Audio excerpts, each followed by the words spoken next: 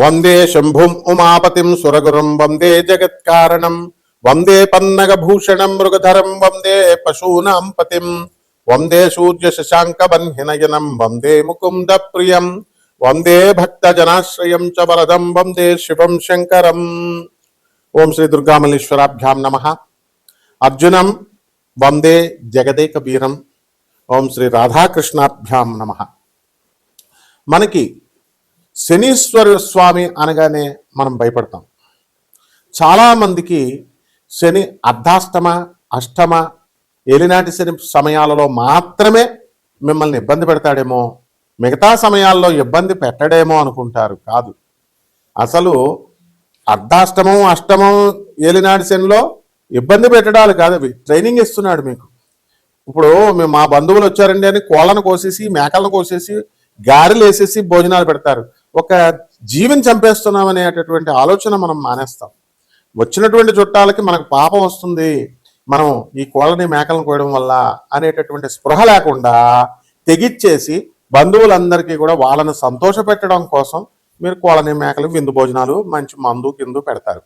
కానీ మీకు ఏ ఏలినాటి శని ప్రభావం వలన, అర్ధాష్టమ శని ప్రభావం వలన, లేకపోతే అష్టమ శని ప్రభావం వలన పెరాలసిస్ వచ్చినా, లేకపోతే పోలీస్ స్టేషన్లో పడినా, కోర్టు కేసుల్లో వచ్చినా ఈ బంధువులు రారు అని చెప్పడమే ఈ ఏలినాటి శని సమయాల్లో ఈ శనీశ్వరుడు మీకు నేర్పించే గుణపాఠం.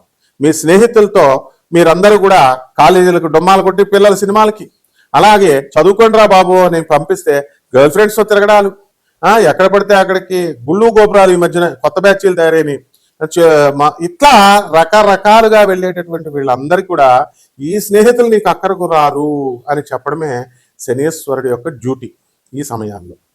మరి మిగతా టైంల్లో ఏమండి మాకు అర్ధాష్టమం లేదు, అష్టమం లేదు, ఏలినాటి శని లేదు, మిగతా టైంలో శని ఇబ్బంది పెట్టడా అంటే ప్రతిసారి ఇబ్బంది పెడతాడు. అలాగే ఆ ఇబ్బందిలో ఒక క్రమశిక్షణ నేర్పిస్తాడు. మీరు ఎందుకంటే శనీశ్వరుని అంటారు? మీరు అసలు మీరు చేసుకున్న కర్మకి ఫలితం ఇస్తాడంతే.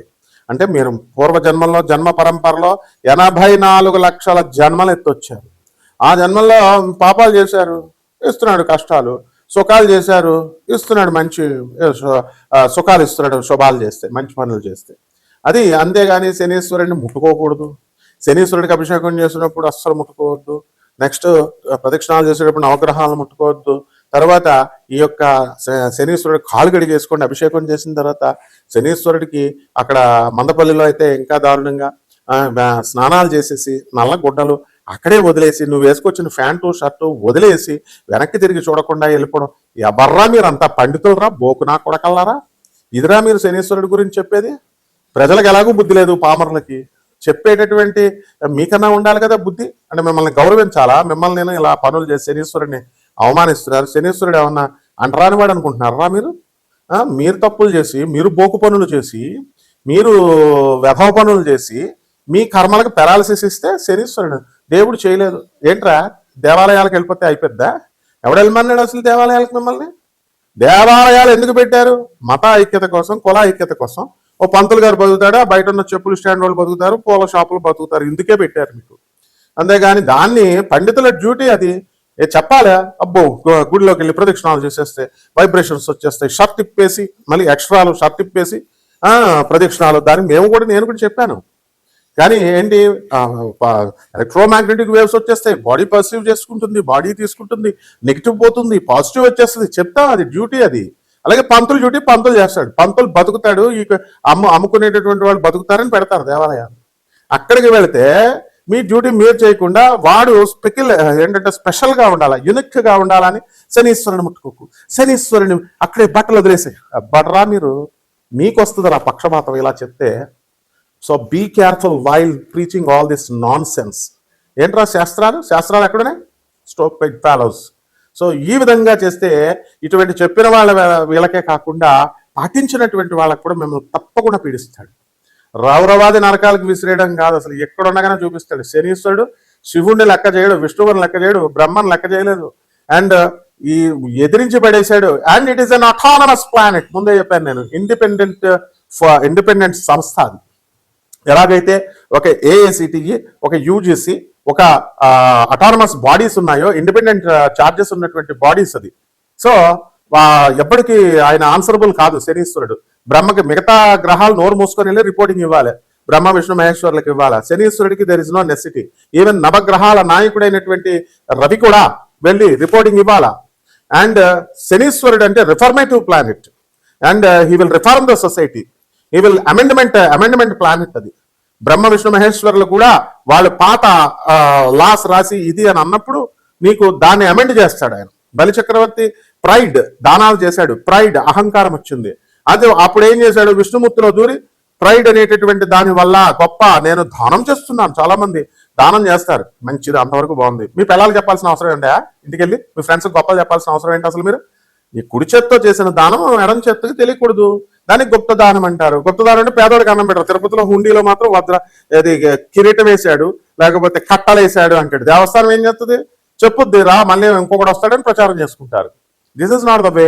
ఏం పేద ప్రజలు కనపట్లేదా నీకు, వికలాంగులు కనపట్లేదా, అనాథలు కనపట్లేదా, తర్వాత సాధు సత్పురుషులు కనపట్లేదా? సాధువులు వాళ్ళకి 10 రూపాయలు అయ్యో కానీ దేవాలయాల్లో వేస్తావు. ఇది దీనికి ప్రవచనకారులు చెప్తా ఉంటారు. ఏంటి, వెళ్ళిపోండి దేవాలయాలకు, వెళ్ళిపోండి కర్మలు పోద్ది. వీళ్ళ కర్మలే పోవు, వీళ్ళ పిల్లలే సగం మంది వదిలిపడేశారు. వీళ్ళ కుటుంబాలనే వికలాంగులు, వాళ్ళు వీళ్ళు మతిస్థిమితం లేనటువంటి వాళ్ళు వీళ్ళందరూ ఉన్నారు. అంటే చెప్తే శనీశ్వరుడు మరి ఊరుకుంటాడా, ఇస్తాడు. కాబట్టి ఒళ్ళు దగ్గరెట్టుకొని చెప్పాలి ఎవడు చెప్పినా సరే. సో మీరు నాన్ సెన్స్ అంతా చెప్తూ ప్రజల సొసైటీని మీరు నాశనం చేస్తుంటే అటువంటి వ్యవహారాలందరినీ కూడా రిఫర్మేషన్ చేసుకొస్తూ ఉంటాడు. రిఫర్మేటివ్ ప్లానెట్ అంటారు దీన్ని. కాబట్టి శనీశ్వరుడు ఎవరికి భయపడ్డు. అండ్ కొన్ని సంవత్సరాల పాటు విష్ణువుతో యుద్ధం చేస్తే ఏం చేస్తాడండి విష్ణువు ఆల్టర్నేటివ్గా, ఆఖరికి ఆయన కాలు విరగొడతాడు. శివుడు అంశ అండి శనీశ్వరుడు అంటే. రిఫర్మేషన్ ఇచ్చారు ఆయనకి, దండం పట్టుకున్నాడు ఆయన. కాబట్టి తోలు తీసేస్తాడు. ఇంకెప్పుడు అలాంటివి కానీ చెప్పకండి, ఇలాంటి నాన్ సెన్స్ అంతా చెప్పకండి. ఇప్పటికైనా తోటి మీరంతా మా గురువులు, మా చక్కగా మిమ్మల్ని పండితులను గౌరవించాలా. If you tell like this definitely I will condemn all this bloody non sense.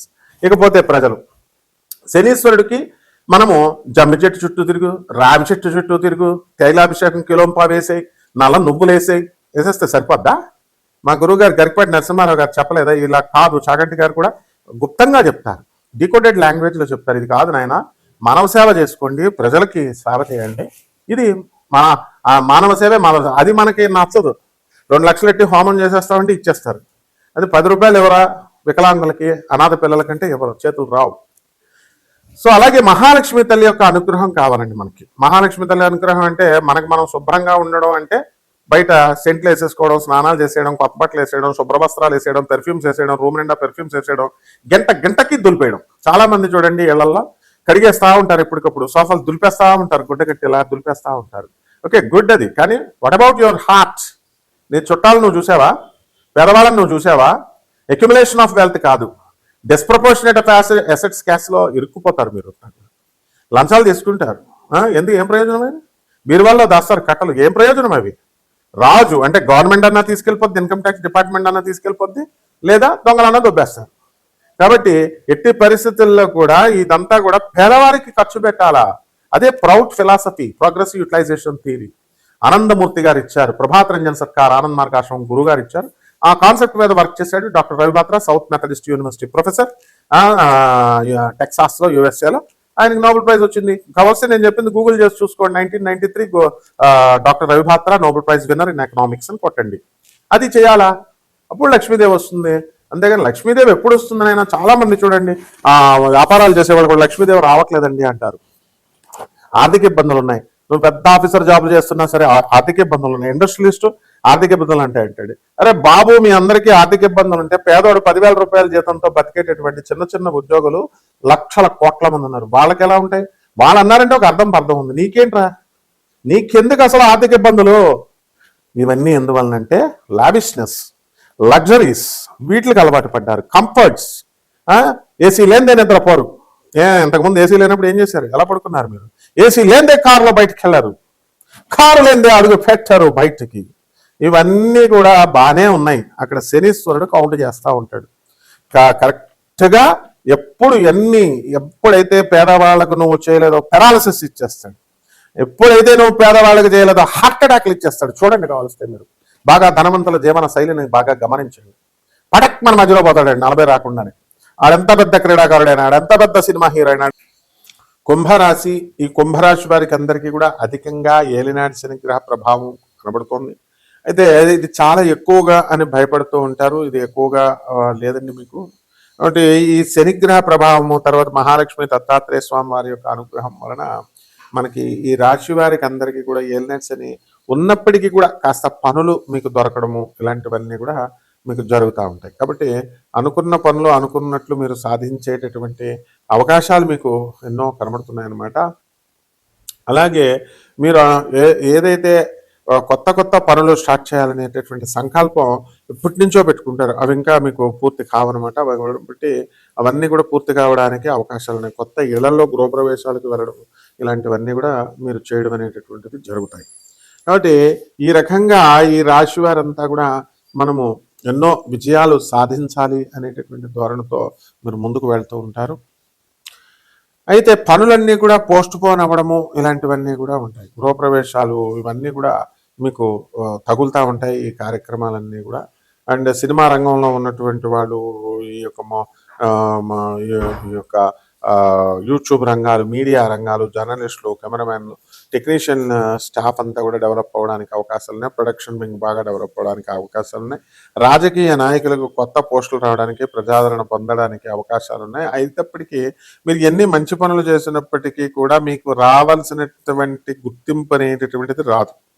అలాగే ఎంత కేవలము మీరు బాగా సంతోషంగా ఉండాలండి అని అంటే ఈ ఏలినాటి సమయంలో మీరు చేయాల్సిన పని ఏమిటంటే బాగా విపరీతంగా మీరు దాన ధర్మాలు అధికంగా చేసుకోవాలి. అనాథలకి, పేదవాళ్ళకి, సాధువులకి, వీళ్ళందరికీ కూడా ఆదాయాలు బాగా పెరిగినప్పటికీ కూడా ఖర్చులు చాలా అధికంగా ఉండడం వల్ల కూడా ఒక రకమైనటువంటి మనశ్శాంతి ఉంటుంది. సో వీటిలన్నిటి ద్వారా పరిహారాల దగ్గరికి వచ్చేసరికి ఏలినాటి శని జరుగుతుంది కాబట్టి శని జపం చేయండి, శని స్తోత్రాలు చదవండి.